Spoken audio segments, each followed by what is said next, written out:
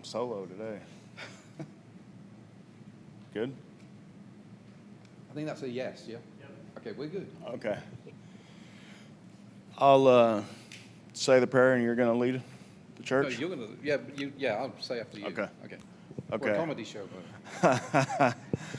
Lord Jesus, Lord Jesus, show me what you want me to know. show me what you want me to know. Jesus, show me what you want me to do. Jesus, show me what you want me to do. And Jesus, show me what you want me to stop doing. And Jesus, show me what you want to stop doing. I will be a doer of your word, I will be a doer of your word. not just a hearer. Not just to hear it. In Jesus' name I pray. In Jesus' name I pray. Amen. Amen. Dear Heavenly Father, I ask you to come now into this room and join us here where two or more are gathered and expecting your presence, Lord. Bless the word that you've given Wayne and allow him to deliver it in a way that would touch our hearts, that we would receive it, that we'd be a better disciple and student and example of your Son in this coming week. In Christ's name I pray. Amen.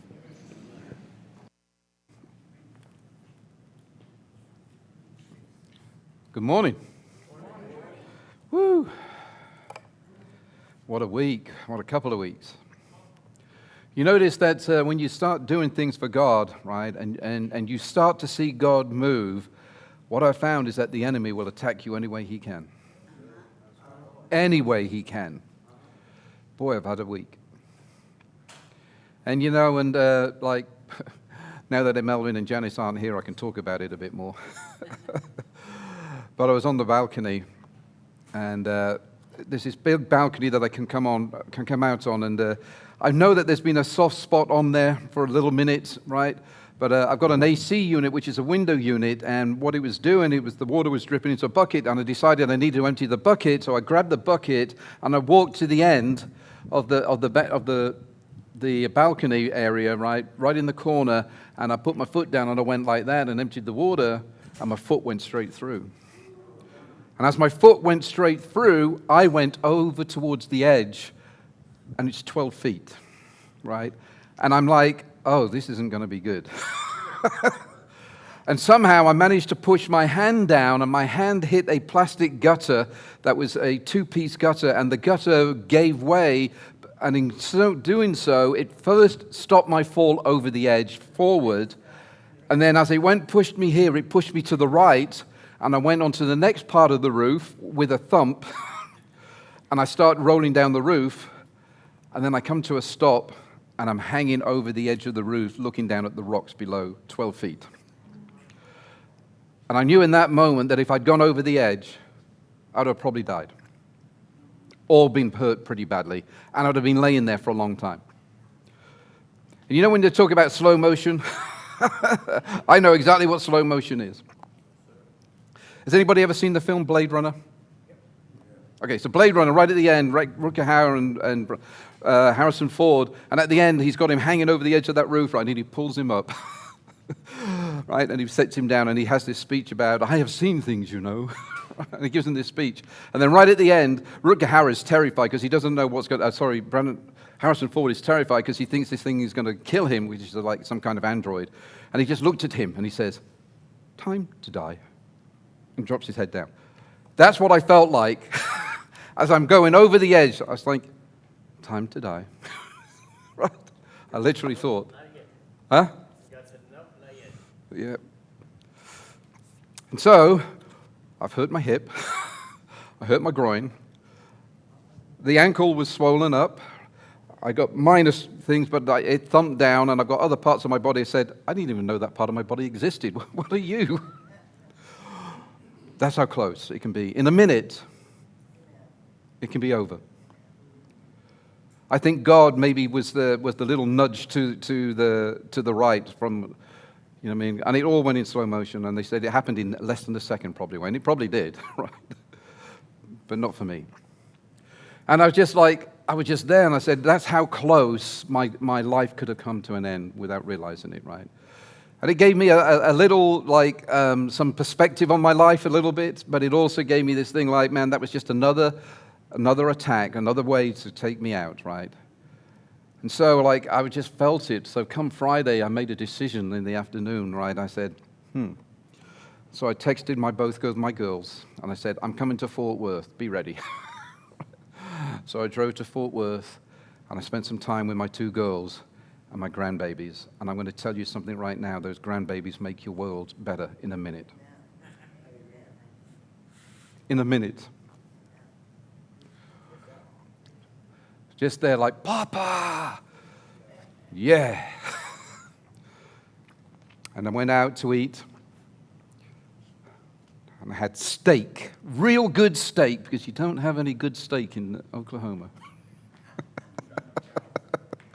So I went to Texas Roadhouse and had a great steak and had a great time with my family and just had a blast, right? And then in the morning, right, I was going to go hiking in Eagle Mountain because that's where I like to go. I like to go to Eagle Mountain and get out and around the water and up in high, right? And I was going to do that, but my body said, no, you're not. And so what happened at like about 9 o'clock, I'm just I was just like, you know that moment where you're just dozing? You're just like, I'm not quite asleep, but I'm just dozing. And then all of a sudden, the doorway swings open, Papa! I'm like, oh gosh. And this little 5-year-old boy just comes up onto the bed, and he just comes and snuggles right by me here and puts his head here, and he puts his arms around me, and he says, Papa, I miss you. I'm so glad you came. And everything's okay in Wayne's World. And then I go out on Saturday, and we go to, I can't remember what it's called, Alley Cat or something, where the bowling is in North Richmond Hill. Heat was horrendous, right? But it didn't matter because we did bowling. I actually bowled yesterday with all my grandkids and everything. Yeah, right? And go-karting, mini golf, just playing games and just enjoying life again for a minute, right? Just in the simplicity of my family, in the simplicity of just the innocence of children who just know how to make your world good without realizing they're making your world good. So I was grateful for that. But anyway, I'm not sure that if all of you are aware of this, but there is a question that we ask each other all the time, especially when you meet somebody new, and you do it without even thinking about it, right? You say, so whenever you meet somebody new, you say, so, what do you do? Right? Watch what happens when we answer this. We typically go and say, well, we reach for a label, right? Well, that's what we do. We reach for a label. They say, well, I'm a teacher, or I'm a welder, or I'm retired. Or maybe I'm out of work right now, right? Society, what it tries to do is always try to separate us by labels. But I want you to know that we do an even better job all by ourselves. We tell people what we do, and what we think we have done, we have told them who we are. And for me, I let labels define me for the longest time. I've sat in many rooms over many years, and where I've introduced myself by the worst thing about them, right? Hey, I'm so-and-so, and I'm an addict. I'm the one who messed everything up. And this is bugging me already, right? Just bear with me 1 second. And on Tuesday morning, me and Aaron are going to go and find a microphone, right? Because I am done with this one. Okay. I'm the one who messed everything up. I'm the divorce one. I'm the failure. And first of all, I let others pin that label on me for the longest time, right? I let you say that about me. And then somewhere along the line, my pride pushed back against that. The rebellious nature said, man, I ain't going to take that anymore. I said I wasn't going to be labeled by anybody. And that can cut both ways. Good in one way because no one else will get to say who I am anymore, right? But bad because when I don't accept those things, what I'm doing is I'm not in acceptance of what my life is at this moment. And it keeps me from that acceptance, which is the first step, if anybody knows about recovery. The first step is I have to accept that I'm a mess, right? While everything around me spirals. And when I finally did accept that about myself, it goes and swings the other way, because then I start labeling myself. So I'm not going to let you label me, so I'll label me instead. I got so used to the names I would call myself, right, that I started to forget who the real me was. The good news this morning that John is going to do something for us. He's going to take those labels out of our hands and tells us what the Father actually calls us. And I've got news for you, good news. It's not an addict. It's not a failure. It's not what you do for a living. It's one word. Children. His children. But before we read it, I just want to catch up about some things, right? Because about last week we were in 1 John 2, verses 15 to 17, and we talked about what we love, right? And we talk about how that Father patiently reorders our love and moves the ladder from one building to the other building that we need to be against. So this week, John is going to turn from what we love to what we are. And if you're going to follow along with me, you're going to notice something, right? So we finished off at 17, but I'm going to be picking up at 2:28. So you think, what happened to 18 to 27? Well, I'm glad you asked. I'm stepping over that section. Not because it's not important, because it is. I'm not hiding anything from you. I just think that in those particular verses, John is going to start to deal with something very heavy. Right? And I think that it's going to warn about the church, about deceivers. Man, this is really bugging me, people. Just bear with me 1 second.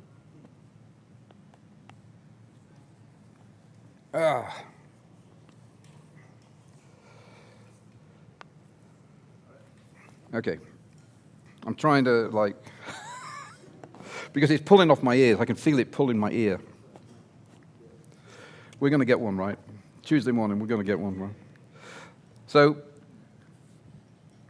I'm not trying to hide anything from you by jumping over that section. What I'm trying to do is, because that section is going to warn about the deceivers that live in the church, right? False teachers, people call them the antichrists, right? Who've been inside the church for a long time and then walked away from the truth. It's an important section, but it's its own conversation. And it deserves more than a Sunday morning that I can give it. And so we're probably going to come back to it on a Wednesday evening where we can spend some time looking at it in some depth, right? So you okay with that? Good, good. But before I jump over it completely, there are two words in that section, though, that are important, right, that we need to look at. The first one is in 27, right? The first word is remain. Verse 27 says, so just as he taught you, remain in fellowship with Christ. So over and over, John keeps saying it, remain in the truth, remain in what you have heard, let the Spirit remain in you. That Greek word is meno, and it means to abide, in other words, not to walk off.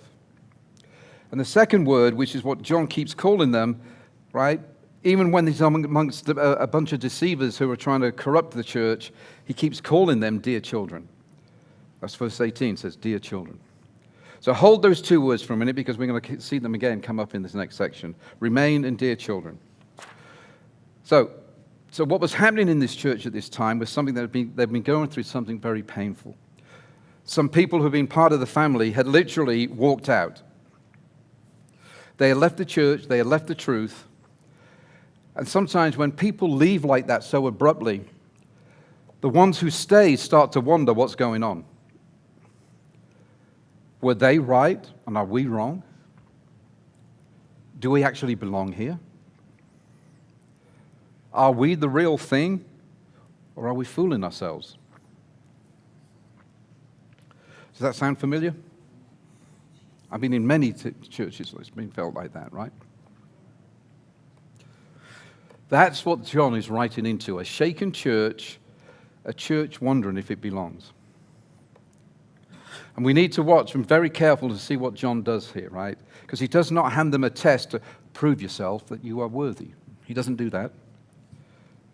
He does not say, here is how you earn your place in this church. He tells them who they are, and that's an important distinction, because identity matters. Because he says, dear children, you remain, you belong, you are God's own. Because the answer is, Because the answer to do I belong was never something that we can achieve, or any of us can ever achieve. It's literally something that the Father has already decided for us. Okay? So let's go to verse 28, please. And now, dear children, remain in fellowship with Christ, so that when he returns, you will be full of courage and not shrink back from him in shame. There's our words, right? Remain. Meno. So let's see what John is not saying. He is not saying, work hard enough to stay in this church. Although those people who do serve in this church, thank you for serving. Because that's a thankless task sometimes.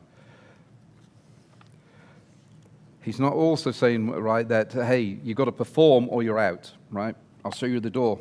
It doesn't say that. See, to remain is not to sort of strive for anything. To remain is stay where you already are. Think of a branch on a vine. Remember, we looked at this back in John 15, and we're probably going to get it later on this year because I think the vine is a very important thing that we need to understand. The branch does not work to stay on the vine. You understand? The branch is just connected. It does not leave. It's connected so that life can pour through it. That is what remaining is. And then you have to look at what the promise. There's a promise associated with this. When you remain,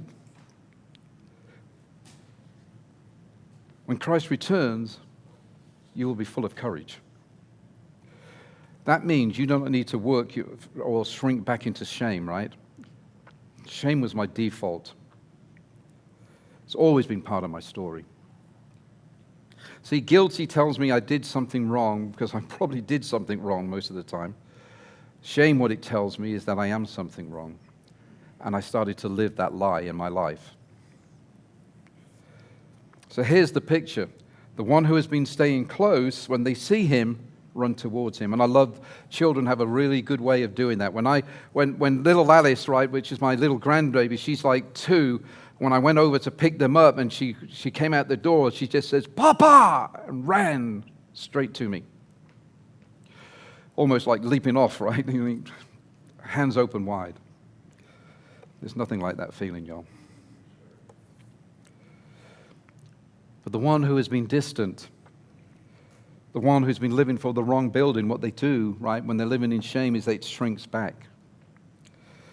Not because they're thrown out, because they're never thrown out. Because you know what shame makes us do? Shame makes us hide.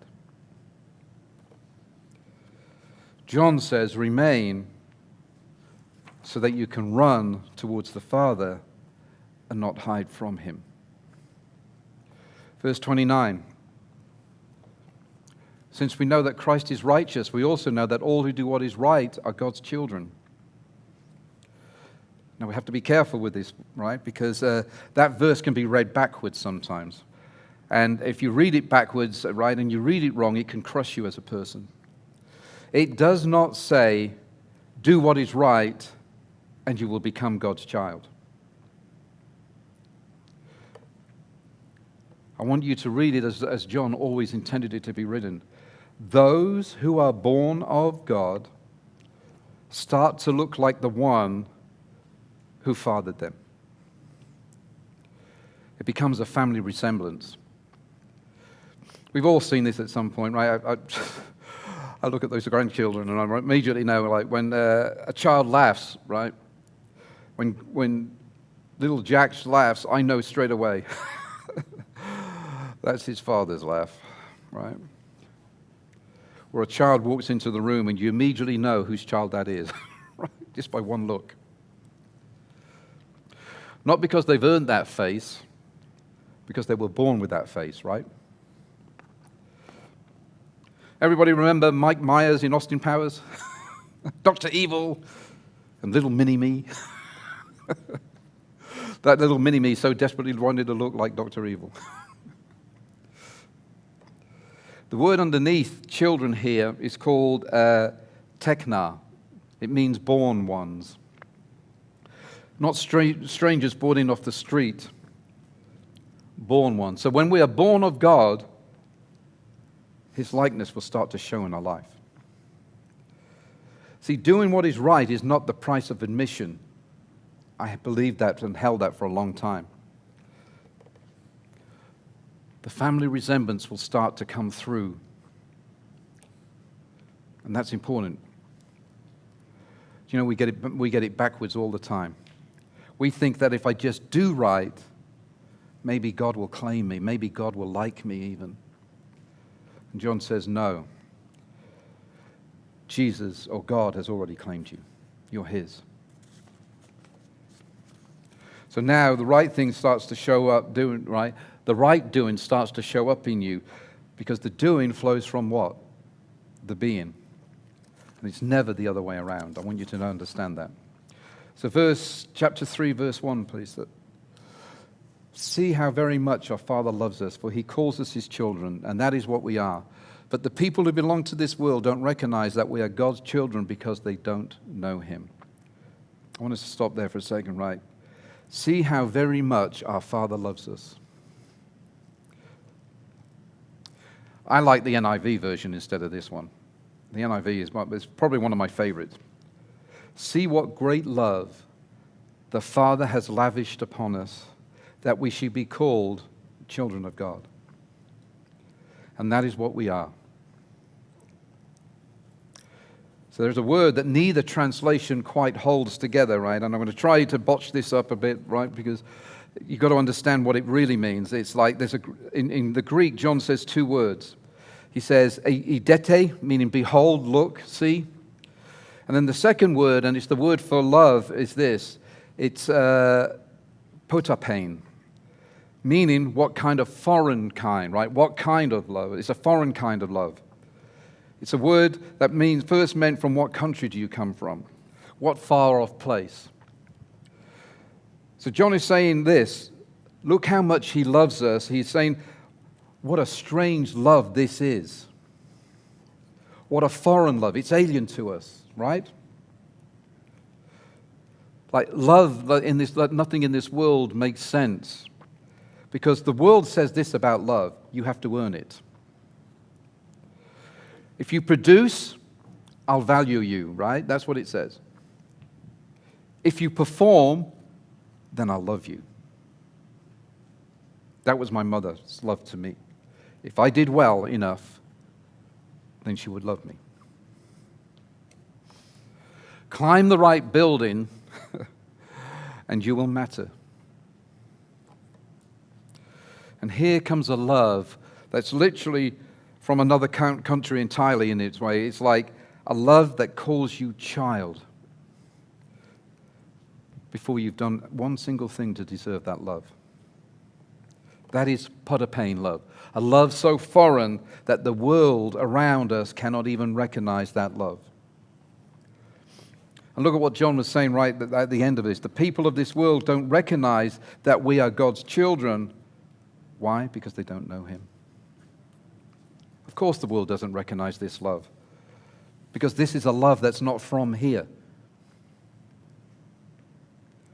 And I don't know if it's rushed past the middle, because again, he says, he calls us as children, because that's what we are. We are his children. And John is so excited. He can't, like, that's why I love the NIV version, right? He can't contain himself, John, here. This is what we are. Not what we're trying to become. Not what we hope to be one day. What we are right now in this place.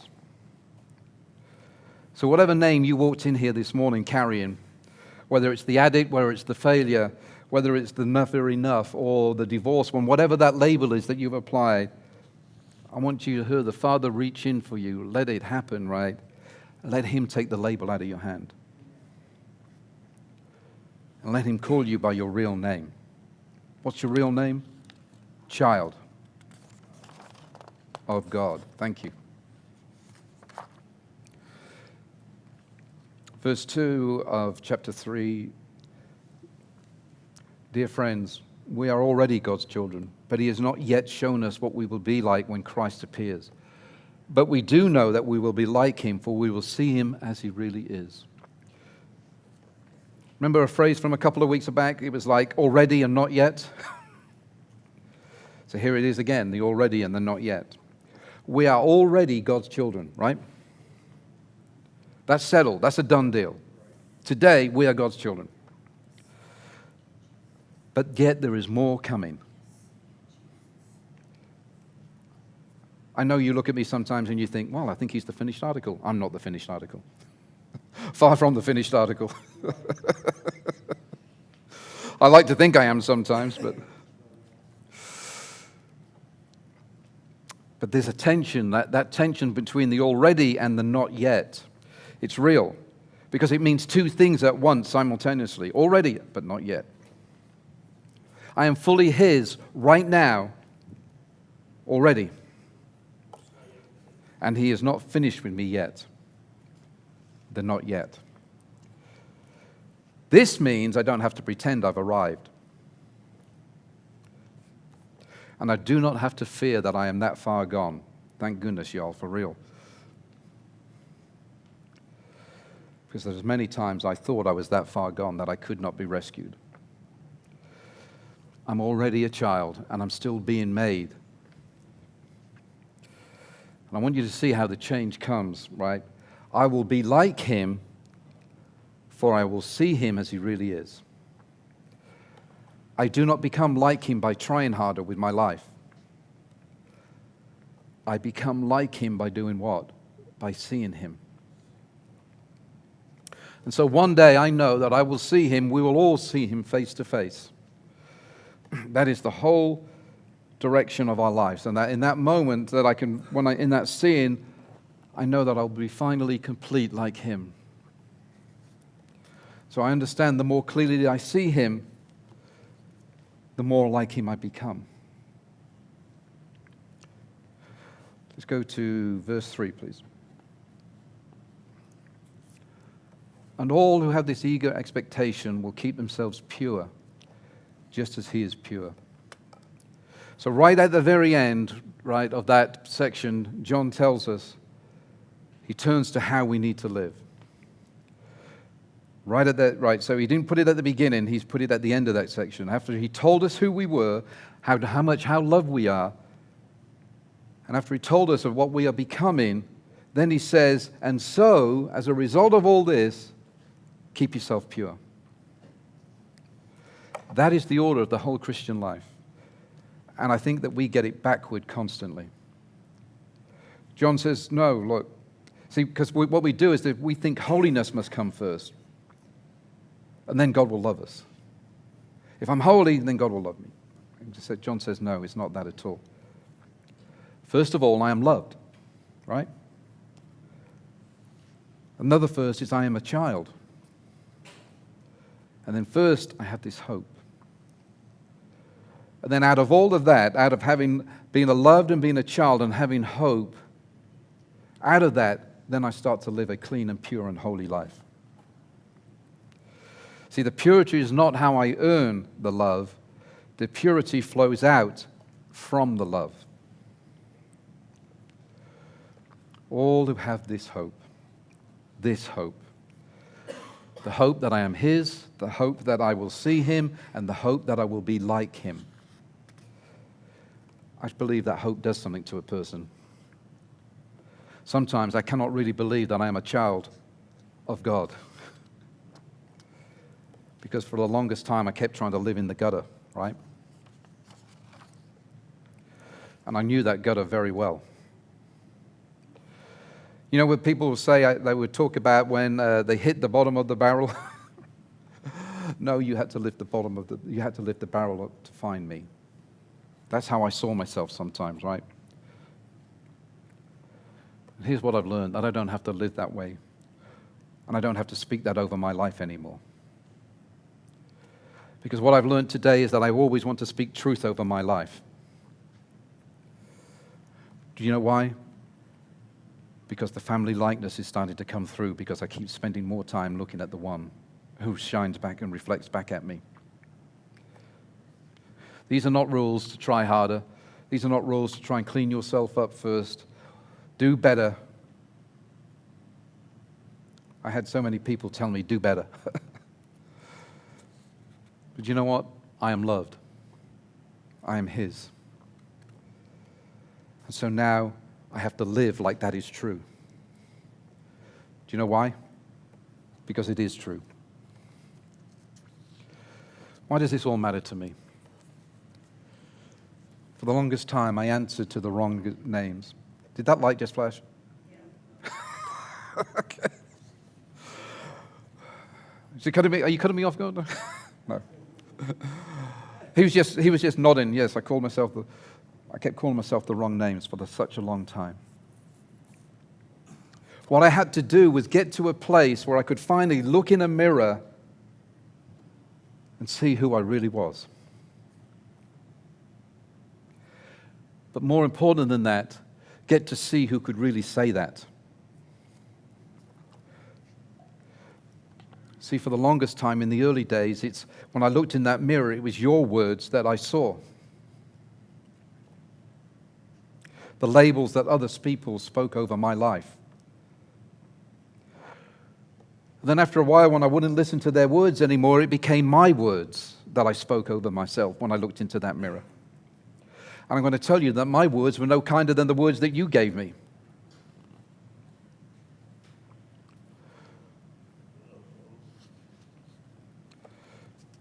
But here's where I finally came to, y'all. It was never their words that defined me. And in the end, it was neither my words that defined me. It was His. It was what God spoke over me that started to look in, that I started to look and define me. Because it was His word. It was the only word that ever told the truth about me. See, they, and I'm not looking at you saying when I say they or you, they called me the failure. I want to tell you, I call myself worse than a failure. But God, what did He do? What did God do? He said, Wayne, you're my child. And His is the only voice with the right to name me.